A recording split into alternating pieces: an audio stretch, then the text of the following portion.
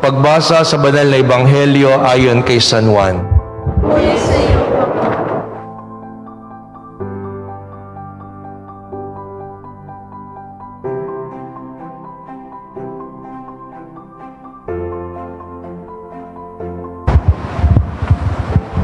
Nang panahong iyon, tinanong ni Pilato kay Jesus, "Ikaw ba ang hari ng mga Hudyo?" Sumagot si Jesus, "Yan ba'y galing sa iyong sariling isipan o may nagsabi sa inyo?" "Ako ba'y Hudyo?" tanong ni Pilato. "Ang mga kababayan mo at ang mga punong saserdote ang nagdala sa iyo rito. Ano bang ginawa mo?" Sumagot si Jesus, "Ang kaharian ko'y hindi sa sanlibutan ito. Kung sa sanlibutan ito ang aking kaharian, pinakipaglaban sana ako ng aking mga tauhan at hindi na ipagkanulo sa mga Hudyo. Ngunit hindi sa sanlibutan ito ang aking kaharian. Kung gayon, isa kang hari," sabi ni Pilato. Sumagot si Jesus, "Kayo na nagsasabing ako'y hari. Ito ang dahilan kung ba't ako pinanganak at naparito sa sanlibutan, upang magsalita tungkol sa katotohanan. Nakikinig sa aking tinig ang sino mang nasa katotohanan." Ang mabuting balita ng Panginoon. Muli ka namin, Panginoong Jesucristo. Magandang umaga po sa inyong lahat. Ngayon ay pinagdiriwang po natin ang huling linggo at pagsasara natin ng kalendaryo liturhiko para sa taon na ito sa dakilang kapistahan ng pagkahari ng Panginoong Jesucristo sa sanlibutan. At sa ebanghelyo na tunghayan natin kung papaanong nagharap ang Panginoon at si Poncio Pilato. At magandang mapagnilayan, ano nga ba itong mga bagay na ito? Tinanong siya ng Panginoon, "Yan ba'y galing sa sarili mong kaisipan o may nagsabi sa iyo?" Dahil bago po yun, ang Panginoon iniharap na sa mga saserdote. At doon, pinakusahan siya ng paglapastangan sa Diyos. Dahil pinakikilala niyang siya ay Diyos. Siya at ang Ama ay iisa. At dahil doon, hinatulan nila siya ng kamatayan. Yung nga lang, nasa ilalim ng batas ng mga Romano yung mga Hudyo. Hindi nila pwedeng papatay ang Panginoon ng gayon-gayon lang. Kaya ano ba yung paglapastangan sa Diyos sa mga Romano? Hindi naman nila kinikilala ang Diyos ng mga Hudyo. Ang tanging paraan para ang Panginoon ay ipapatay ay sabihin siya isang revolusyonaryo, isang hari ng mga Hudyo. Pero si Poncio Pilato mismo, alam niya, meron bang hari na wala namang mga tagasunod na gano'n na katulad ng iba ng mga magugulo? Kaya nga, tinatanong niya ang Panginoon. At ang tanong niya, "Ano bang ginawa mo?" At yung tanong po na yan din yung magandang tanong sa bawat isa sa atin. Kung sinasabi ng Panginoon ng pinaghaharian niya ay yung mga taong nakikinig sa mga salita na niyang katotohanan, yun ang magandang tanong po sa ating sarili. Tayo ba'y nakikinig at tumatalima sa kanyang katotohanan? Si Kristo ba ay talagang hari natin? Tatanungin ka, kayo, hari ba talaga ang Panginoon? Ano po ang sagot? Opo, di ba? Sabi nga natin, mabuhay ang Kristong hari. Parang kulang pa. Mabuhay ang Kristong hari. At sinong pinaghaharian ng Panginoon? Tayo. Yan po yung pinapaalala sa atin.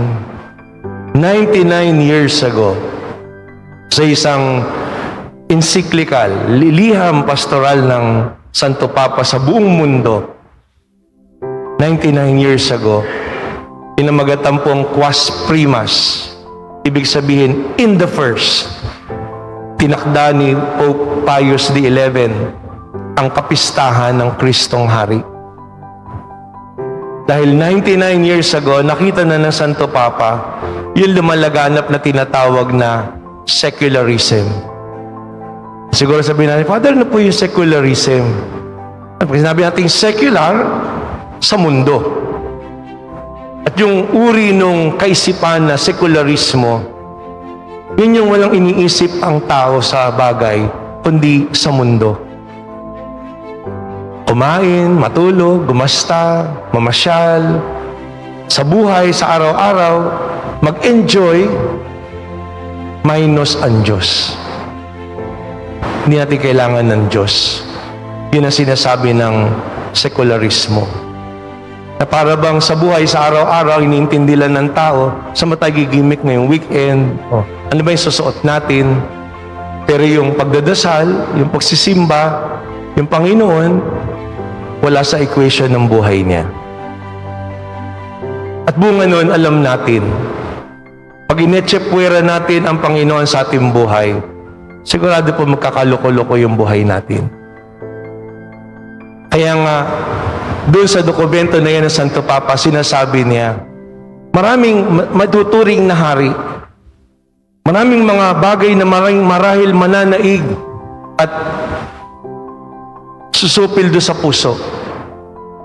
Pero napakahalaga na wag nating kalimutan kung mayroong isa at dakilang hari na tapos lumipas at mamatay at mawala lahat yung mga bagay na yan na nagahari sa mundo. Isa lang ang mananatili. At yun ang Panginoong Hesukristo. Ang hari ng sanlibutan. Ang hari ng sangkatauhan. Si Jesus na nagahari sa puso ng bawat isa. Kaya nga po ang hamon para sa atin ay nasasagot sa tugon, sa katanungan natin sa tanong na yan ni Pilato. At ipinahayag ng Panginoon. At ano po yun? Yung ating pakikinig kay Jesus. Pero ano nga po bang ibig sabihin ng makinig o makarinig? Nalala ko, meron po sa lumang kwento, merong mama na bagong bunot, hindi lang ngipin niya yung masakit, pati yung kanyang gilagid. Hindi naman niya kailangan magpunta sa heart center. Diba? Dahil sa ngipin lang. Anyway, sabi niya, gusto niyang bumili ng inumin sa isang tindahan. Mabili ng FB! Hindi siya makapagsalita na maayos kasi magapa yung bibig niya, masakit yung gilagid ngipin niya. Gusto niyang bumili ng maiyan. Mabili ng FB! Hindi sila magkaintindihan ng tindero. Sabi niya, Ebi! Sa buwisit ng tindero, dahil pa nga pagsasalita mo, galit ka pa. Tapos hinawakan doon sa liig. Ano talaga gusto mo? Tapos nasakal. Nung masakal, sabi ng mama, and then sabi ngayon nung tindero, coke lang pala yung gusto mo, kung ano pa yung sinasabi mo. Kasi sabi, pabilan daw ng Pepsi. Ano nasakal? Marahil wala naman po ganun talagang pangyayari. Pero mahirap sumunod pag di mo naintindihan. Kaya napakahalaga po na bagamat naririnig natin, salita ng Diyos naririnig natin. Makinig ka ng radyo, sang katutak yung commercial na nandun yung salita ng Diyos. Buksan mo yung telepono mo, pumindot ka, lagay mo Bible, lalabas lahat mga verses. Kahit saan lugar, makikita mo salita ng Diyos. Kaya lang, nakikinig ba talaga tayo? At ginagawa ba nating panghawak, panghinanghahawakan nating katotohanan ng ating buhay? Sabi nga ng mga magulang natin, pag pinagagalitan, yan, ang mga kabataan, ganun, binibiro ko eh. Pag pinagagalitan, naghahang. Diba? Pag nagsimulang magsermon ka na, biglang naghahang. Oh. Ano sabi ng matatanda ng araw? Ayan, no? Pumapasok sa tenga, lumalabas sa kabila. Pag pinagagalitan, dibdibin. Yun ang sinasabi sa atin ng araw. Hindi dibdibin na magtanim na sama ng loob. Hurt ako. Nasaktan ako. Napahiya ako. Pag sinabing dibdibin, isa puso. Kapag sinabing isa puso, ibig sabihin, sumunod. We listen not just with our ears, we listen with our hearts. Ako sanay tayong makinig sa pamamagitan ng ating puso, kahit hindi magsalita. Alam natin kung anong gagawain. Nararamdaman natin. Because when we listen with our hearts, we follow the truth, we live justly, we love. Yan ang tatlong katangian po ng pagsunod. Sa salita ng Diyos, laging maglilinaw yan ng mga bagay-bagay sa ating buhay. At kung talaga nakikinig at tumatalima tayo sa salita ng Diyos, pinakikita ang paghahari na yan ng Panginoon sa pamamayani ng tatlong bagay po na yon: truth, justice, and love. Sabihin niya nga po, truth, justice, and love. Yun po yung mahalaga. Sa buhay natin ngayon, nakita natin yung mga bagay na yan, yan na namamayani sa paligid natin. Kabaliktaran nun. Kasinungalingan, kawalan ng katarungan, pananakit, pang-aabuso, pagpatay, pagsasamantala sa kapwa. Yung katotohanan, yun po yung una. Nakikita natin yung mga bali-balita, sabi ko, ano ba naman yan? Kung saan-saan na nakarating, meron pang mga babayarang papatay. Simpleng-simple lang po yun. Katotohanan. Kung sasagutin lang talaga. Yun lang po yun eh. Sa buhay man po natin, lumipas yung isang taon. Magandang tingnan natin. Paano nga ba tayo nabuhay ng makatotohanan? At ano ibig sabihin po nun? Na yung buong pagkatao natin, isip, salita, puso, buong pagkatao natin, kilala yan ng Diyos. At ang katotohanan ay nandun na humaharap tayo sa Panginoon. Hindi ibig sabihin perpekto po tayo. Meron tayong mga nagawang mali, meron tayong mga nagawang kasalanan. May mga bagay na nagawa tayo na hindi tama. Ano po yung pagharap sa katotohanan? Yung maging mababang loob tayo, magsisi, umamin sa ating pagkakasala, baguhin na ating sarili. Hindi yung manisi, hindi yung magturo ng iba, hindi yung magpalusot, magsinungaling. Isang taon yung lumipas sa ating buhay. Magsisimula ulit tayo ng panibago. Yun po yung hamon sa atin. Napakahalaga na tumugon tayo na may katotohanan sa Panginoon. At gawin nating mas mainam yung panibagong taon na ito na magsisimula.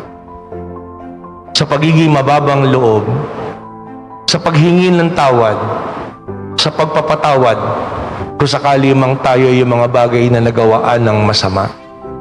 Dahil alalahanin natin na lagi nandun ang Diyos. Nalalaman niya ang lahat. At siya ang pinagmumula ng lahat. Siya din ang pananagutan natin. Balang araw haharap tayo sa Panginoon. Walang palusot o drama na pwede nating gawain. Kung tutusin, hindi natin kailangan hantayin yung araw na yun. Bawat araw, bawat paggising, tinatawag tayo para maging totoo na mga anak ng Diyos. Sa maghapong ito at sa mga araw pandarating, paano tayo nabubuhay ng matapat? Yun po yung ibig sabihin ng katotohanan. Na kung ano man yung pinagkatiwala sa atin, binigyan tayo ng karunungan, intelligence, binigyan tayo ng ating kakanyahan, will. Ano natin yung ginagamit sa pagiging totoong mga anak ng Diyos? At kung ginagamit natin yan ng makatotohanan, ang pagkilos natin ay makatarungan. Sa panahon natin ngayon, kaya sila gigil na gigil sa isa't isa, Kasi para bang nanalaitay na sa mga politiko natin yung pambebenga. Kaya nga pag ikay pikon na napakahirap, ikaw yung iinom ng sarili mong gamot. Panapanahon yan. Kaya nga kung talaga nabubuhay tayo ng makatotohanan, katarungan. Pero katarungan, hindi po yun yung pupunta ka lang sa korte, hingi ka ng katarungan. Araw-araw, nabubuhay po tayo ng makatarungan kung binibigay natin kung anong marapat para sa ating kapwa o sa bawat isa. Yun ang ibig sabihin po ng katarungan. Biniyayaan tayo ng Diyos ng buhay. Ano yung pagiging makatarungan? Pahalagahan natin yung buhay na ito na binigay sa atin ng Panginoon. Pinagkatiwala lang sa atin ng Panginoon ang anumang mga bagay na meron tayo. Ang pagiging makatarungan ay gamitin natin ito ng mabuti. Binigyan tayo ng iba't ibang responsibilidad. Sabihin mo halimbawa, ikaw estudyante, ano yung pagiging makatarungan? Ang pagiging makatarungan, mag-aral ka mabuti. Hindi namumulot ng pera yung magulang mo para pag-aralin ka. Nagsisikap, nagsasakripisyo para matustusan ang pag-aaral.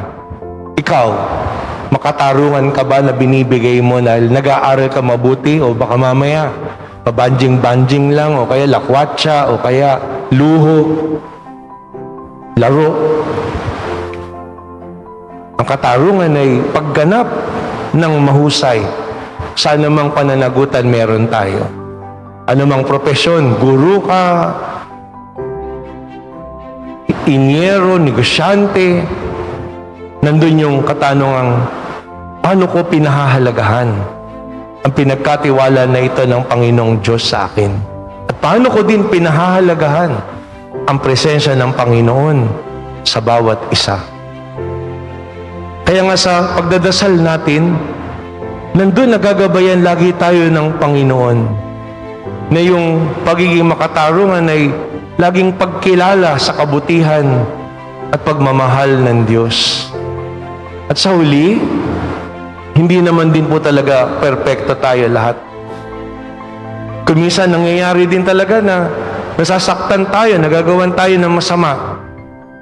At natural para sa atin sabihin natin gusto nating gumanti.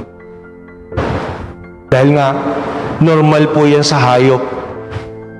Ginawa mo na masama, kahit sabihin mo, kahit alaga mo, pag sinaktan mo ang hayop, gaganti yan.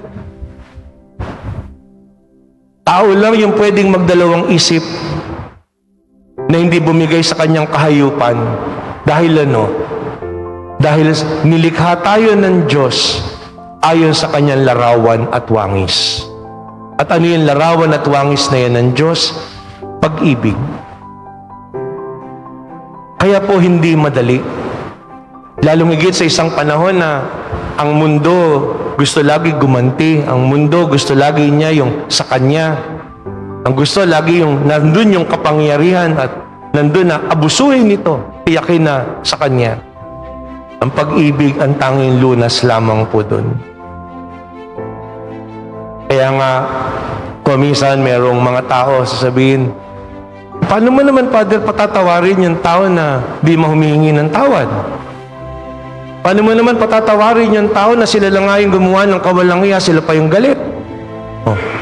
Paano mo naman patatawarin yung tao na ikaw na yung ginawa ng masama at sinabihan ng kung ano-ano, gusto ka papatayin, patatawarin mo pa din? Paano gagawin mo dun? Ang sagot ko lang po doon sa humingi ng payo sa akin, patawarin mo pa din. Kung ang Panginoon nga nagpatawad eh. Sabihin na iba, hindi naman po, Father, ako ang Diyos. Pero binahagi ng Panginoon ang kanyang pagka-Diyos sa atin. Inalay niya ang kanyang buhay para sa atin. Pag nagpatawad ka, ang unang pinalalaya mo ang sarili mo. Pag di ka nagpatawad, mabubuwang ka, sasaktan ka, mahihirapan ka. Pero pagka nandun, pinatawad mo, pinalalaya mo, una higit sa lahat ang sarili mo. Dahil di mo pinadadaig ang sarili mo sa mga bagay sa mundo. Kaya dun, ang magdadala ng kasalanan ng mga taong gumagawa ng masama o ayaw magsisi. Sila, hindi ikaw. Meron nga na sabi, Father, naku, hindi ko na po kayang pigilin. Hindi ako magpapauna dyan, papatayin ko na yan. Sabihin ko, pag pinatay mo yan, galit na galit ka nga, nandito sa mundo. Mamamatay naman tayo lahat, mabuti, masama. Pinatay mo yan, gumawa ka masama. Ano mangyari dyan? Magkasama kayo sa impyerno. Mas malupit yun. Kaya magpakabuti ka habang nandito. Para sa gayon, hindi kayo magkakasama. Purgatorio man lang, umabot ka. Di saka ka maiisip, oo nga, bakit ko nga ba papabayaang madaig ako at agawin sa akin yung kabutihan na yan? Hindi po madali pag ang tao ay nauusig, nahihirapan, nasasaktan, dumadaan sa pagsubok. Kaya napakahalaga po talaga ng pagdadasal. Kaya sana wag niyong pagsawaan na paulit-ulit narinig niyo sa amin, laging magdasal. Laging magdasal araw-araw. Laging magsimba pagka-araw ng linggo. Laging patuloyin, laging pakinggan ang Panginoon sa ating mga puso. Lagi natin pagdasal pati mga namumuno natin. Kasi yung maling mga desisyon nila, ang laki ng epekto nun sa kapakanan ng ordinaryong tao. Pagtitignan natin yung mga desisyon ng mga iba't ibang mga leader sa buong mundo, yung mga kaguluhan, yung mga digmaan, yung mga sakit. Dahil maraming mga tao na yan, hindi talaga nakikinig at pinaghaharian ng Diyos. Kaya po, sa buhay natin, simulan natin. Dahil pag-iisipin natin, ang mga tao na yan, saan ba nagmumula yan? Sa mga pamilya natin. Kung paano natin sila pinalaki. Kung paano natin sila iminulat sa katotohanan ng Diyos. Hindi pa po huli ang lahat. Buhay pa naman tayong lahat. Binibigyan tayo ng Panginoon sa bawat araw ng panibagong pagkakataon na pagharian niyang lubos. Pakinggan natin ang tinig ng Panginoon. Magsumikap tayo sa araw-araw na mabuhay sa kanyang katotohanan. Maging totoo, maging tapat tayo. Maging mababang loob tayo, magpatawad at humingi ng tawad. Maging makatarungan tayo. Sanay tayong rumespeto. Sanay tayong magpahalaga sa ating kapwa. At lalong higit, magmahal tayo. Pagharian tayo ng pag-ibig ng Diyos. Dahil yan ang tunay na tanda ng presensya ng Panginoon. Yan ang tunay na tanda na tayo'y nakikinig at nabubuhay sa katotohanan. Na tayo ay mga nilikha ayon sa larawan at wangis ng Diyos. Tayo'y mga anak ng Diyos. Amen.